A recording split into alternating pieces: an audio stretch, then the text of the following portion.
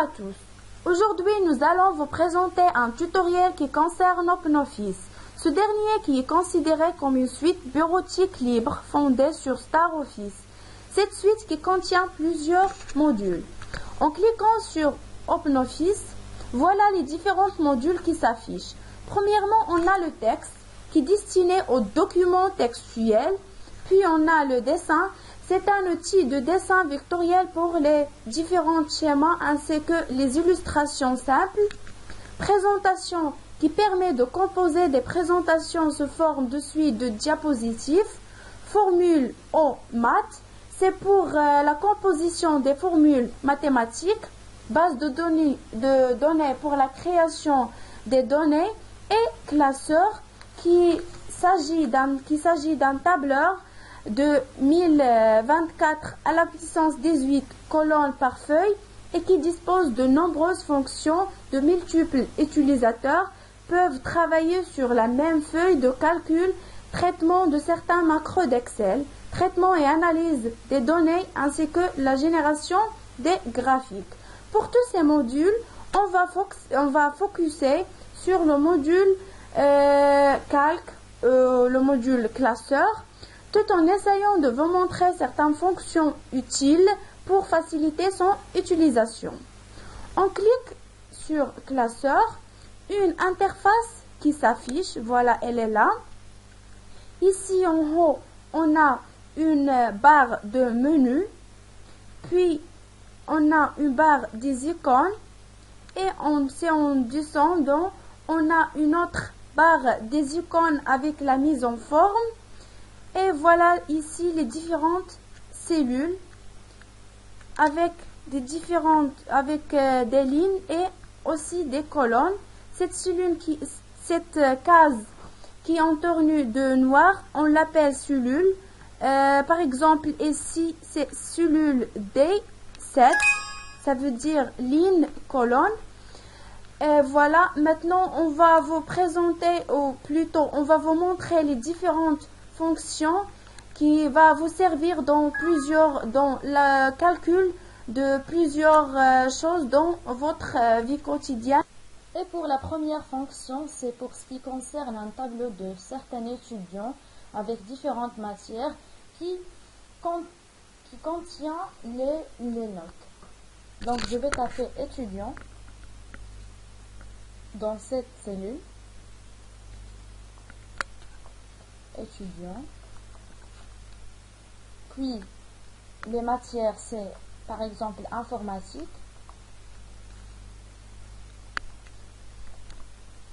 Et puis on a les maths, arabe et français. Ici, je vais taper les noms des étudiants. Nabil, Karim, Dunia et Amjad. Pour les notes, je vais les choisir d'une manière aléatoire. 14, 12,5, 5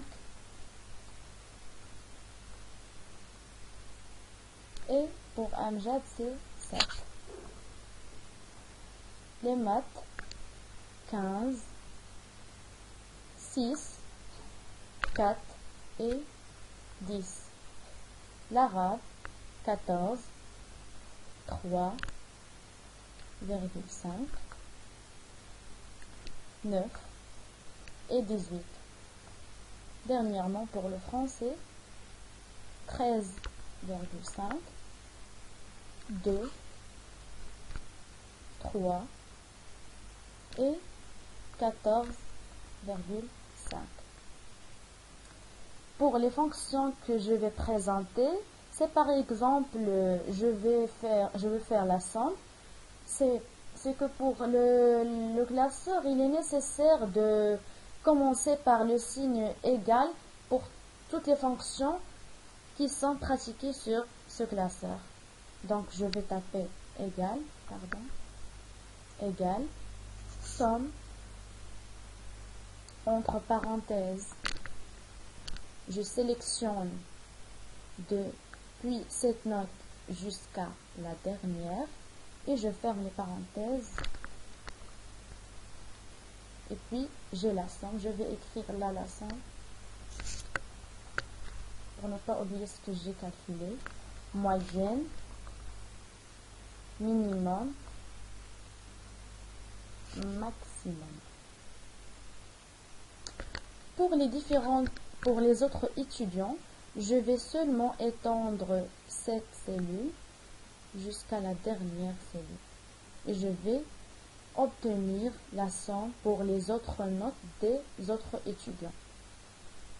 Pour la moyenne, le signe égal, je tape moyenne, entre parenthèses, je sélectionne, je ferme les parenthèses et entrée. La même chose, je vais étendre cette case-là. Pour le minimum aussi égal, tout simplement, min, entre parenthèses, je sélectionne, je ferme les parenthèses et voilà. C'est très simple à faire, il faut juste se concentrer. Pour le max aussi, on ouvre les parenthèses, on sélectionne et on ferme. Voilà. Et voilà notre résultat pour ce qui concerne la somme, la moyenne, le minimum et le maximum. J'ai aussi une fonction de plus. C'est une fonction qui est conditionnée, qui va nous permettre de comparer les cellules entre elles pour réaliser cette comparaison. On va suivre la syntaxe suivante. Alors, comme vous voyez ici, je vais taper égal si, entre parenthèses, je vais taper la condition, c'est que je vais choisir la note pour validation, c'est toutes les notes qui sont supérieures à 10. Les notes, les étudiants qui sont non validés, c'est pour les notes qui sont inférieures à 5. Mais pour les étudiants qui sont à valider, je vais choisir les notes qui sont supérieures à 5. Donc, je vais taper 10,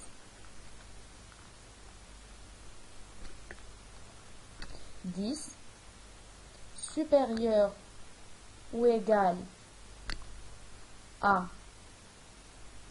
non, désolé, cette note-là de la moyenne, il faut qu'il soit supérieur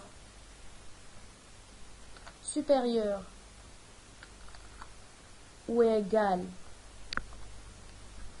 à 10, point virgule, le texte, si vrai, c'est que ils sont validés,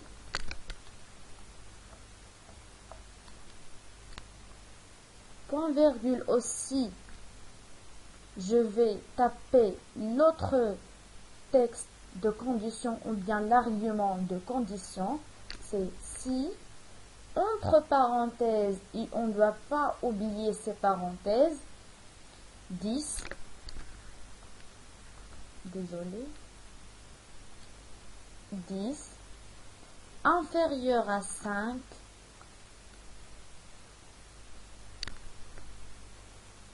point virgule, le texte c'est non validé, sinon à valider.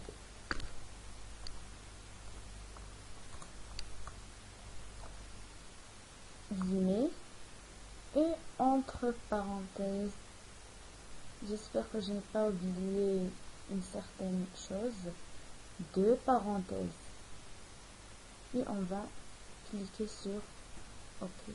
Donc, c'est validé.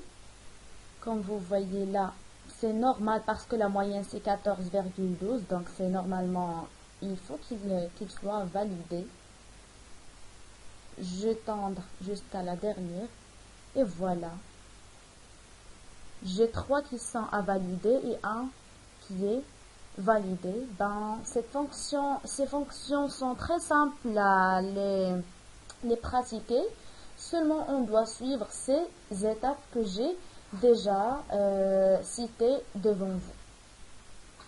Alors, comme j'ai déjà dit que ce tableur va vous servir dans votre vie, voilà un exemple concret qu'il s'agit de calcul d'une facture. Voilà les produits avec leur prix unitaire, leur quantité. Nous, on va calculer le prix hors taxe, la TVA, ainsi que le prix TTC. On va commencer par le prix hors taxe.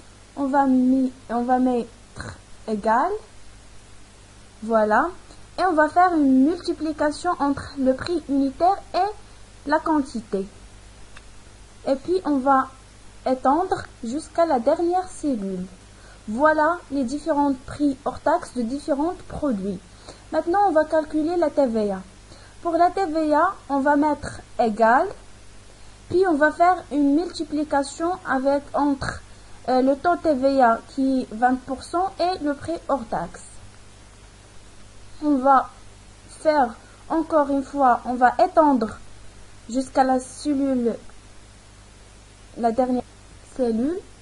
Et comme vous voyez, si on clique sur la cellule qui contient 0, on a une multiplication entre le prix hors taxe et la cellule qui est au-dessous de la TVA, de taux du TVA. Alors, c'est pour ça qu'il nous a donné 0, parce que la cellule qui est au-dessous de la cellule de TVA, elle contient 0. Et pour régler ce problème, on a le magique $, qui va nous permettre de verrouiller la cellule de TVA, la cellule I5. Alors, on va mettre $, avant le I et avant le 5. Comme ça, on a verrouillé la cellule I5. Ça veut dire la cellule de taux de TVA. Maintenant, on va étendre jusqu'à la dernière cellule et voilà les résultats. Voilà la TVA de différents produits. Maintenant, on va calculer le prix TTC. On va mettre égal, puis on va faire la somme de prix hors taxe ainsi que la TVA. On va étendre jusqu'à la dernière cellule et voilà. Si on veut, on peut calculer la somme des différents prix. On sélectionne les différents prix et puis en cliquant sur la fonction somme et voilà. On étendre comme ça et voilà notre tableau. Pour cet exercice, on va travailler sur 2 fonctions qui sont conditionnées. La première fonction, c'est NBC et la deuxième, c'est SUMC. Pour la première NBC, par exemple, je veux savoir le nombre de ventes pour le sucre. Et pour la fonction SUMC, c'est pour savoir le nombre la quantité de ventes pour le thé vert. Comme vous voyez sur ce tableau, pour les ventes de sucre, le nombre de ventes de sucre, je peux les calculer facilement. On a la première vente, la deuxième et la troisième. Mais imaginons qu'on a tellement de ventes, c'est apparaît difficile de le faire. Pour ceci, notre OpenOffice Calc nous offre ces fonctions qui nous facilitent la tâche pour faire ce comptage. Donc, je vais taper dans cette case égal, puis je vais à l'assistant fonction, je choisis de catégorie mathématiques et puis je sélectionne NBC, la fonction NBC. Puis, suivant, je vais choisir la plage dans laquelle je vais chercher le nombre de ventes, c'est la plage de produits. Puis le critère, c'est sucre. Et OK. Donc comme vous voyez, j'ai 3 ventes, c'est les mêmes que j'ai déjà compté moi-même. Par exemple, je vais changer le sucre par le fromage.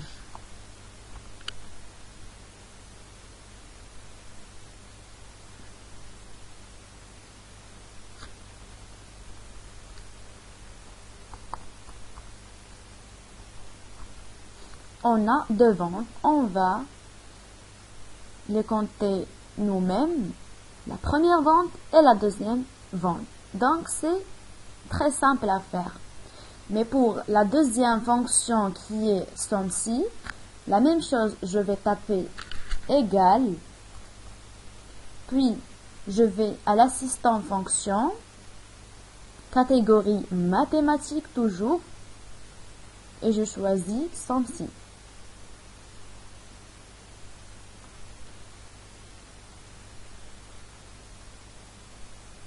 La voilà.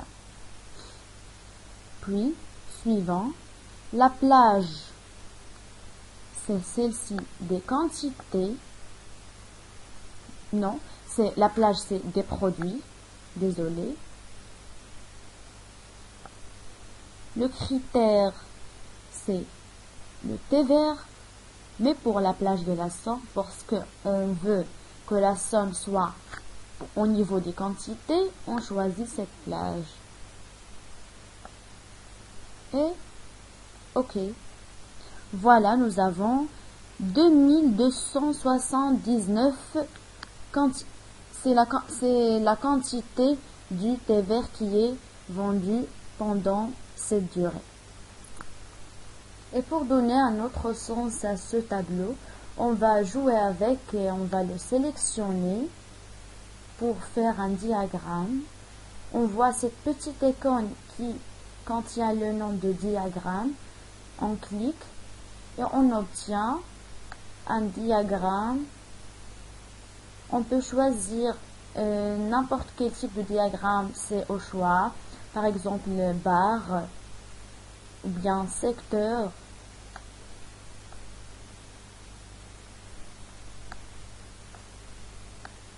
Sinon, on veut des zones, des lignes,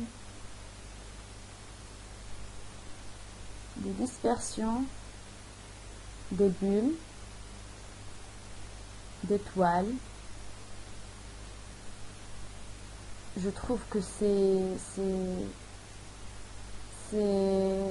très bon de voir notre résultat sous forme de diagramme. Pour moi, je vais choisir le type de diagramme colonne.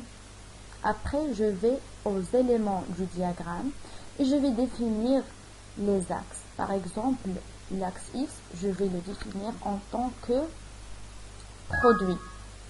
Désolé. Produit. Pour l'axe des Y, c'est quantité. Et puis, c'est terminé. On va l'agrandir pour que tout soit clair. On va le déplacer ici.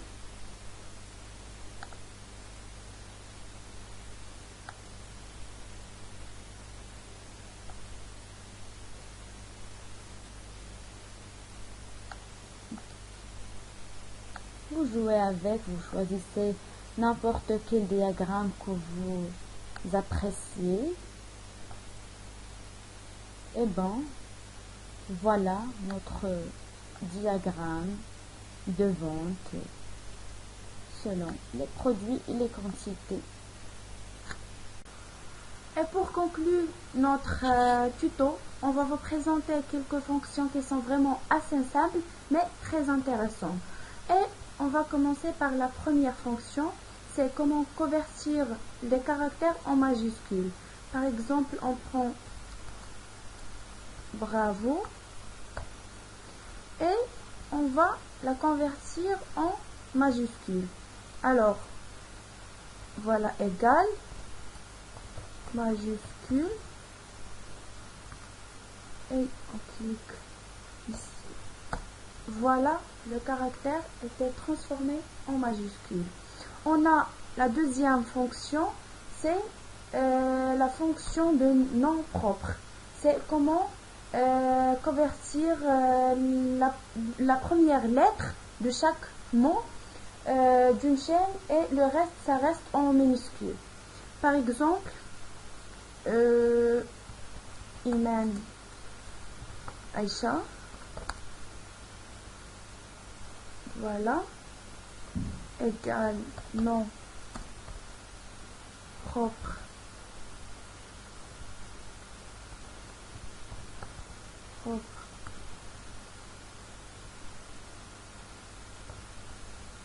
Voilà.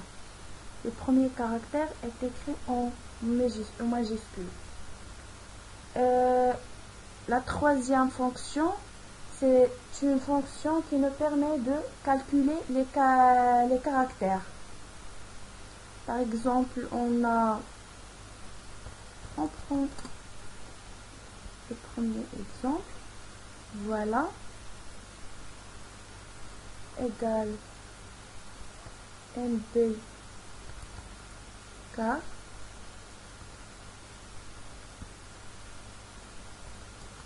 Voilà, on a 11 caractères, bien sûr, avec l'espace. Il y a aussi d'autres fonctions, par exemple une fonction qui va vous permettre de répéter une chaîne de caractères n fois, c'est la fonction rept. Je vais taper égal, rept, entre parenthèses, la chaîne de caractères bonjour. Je vais la répéter 4 fois. Eh bien, j'ai le mot bonjour et les répété 4 fois. Mais je vois que les mots sont très proches. J'ai besoin d'un espace. Donc, je vais seulement créer un espace après R. Et bien, voilà, notre chaîne de caractères elle est espacée. Pour la deuxième fonction, c'est la fonction substitut. C'est une fonction qui va nous permettre de changer un texte d'un autre dans une chaîne. C'est une sorte de remplacement. Substitut, entre parenthèses, bleu, point virgule. Ce bleu, je vais le remplacer par le mot rouge. Il ne faut pas oublier les guillemets. Et je ferme les parenthèses. Donc, comme vous voyez, les deux bleus sont devenus deux rouges. Deuxième astuce, au niveau de cette fonction substitut, je vais taper égal, substitut,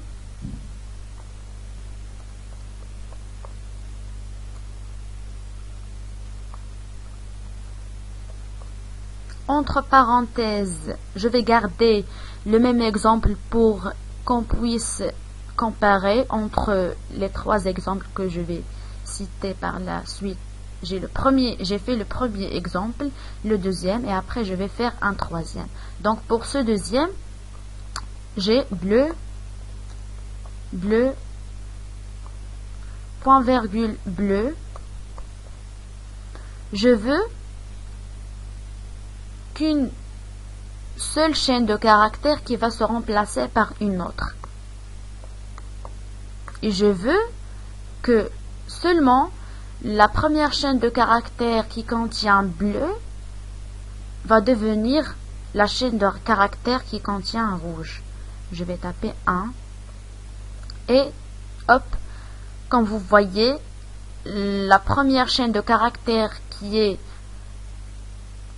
dans la chaîne qu'on a écrivée dernièrement, il est devenu le mot rouge. Mais pour le troisième cas, je veux que le deuxième bleu devienne rouge. C'est très simple, je vais écrire substitue entre parenthèses bleu, bleu, point virgule, bleu, point virgule, rouge. Mais la seule différence, c'est que je veux qu'il soit au deuxième ordre.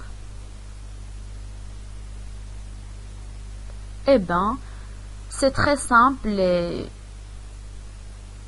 très efficace. Pour la dernière fonction, c'est supprespace. C'est une fonction qui nous permettrait de supprimer tous les espaces qui sont placés au début et à la fin de la chaîne de caractères. Donc, je vais taper égal supprespace entre parenthèses. Qu'est-ce que c'est que ça? Entre parenthèses, je vais taper bonjour à tous.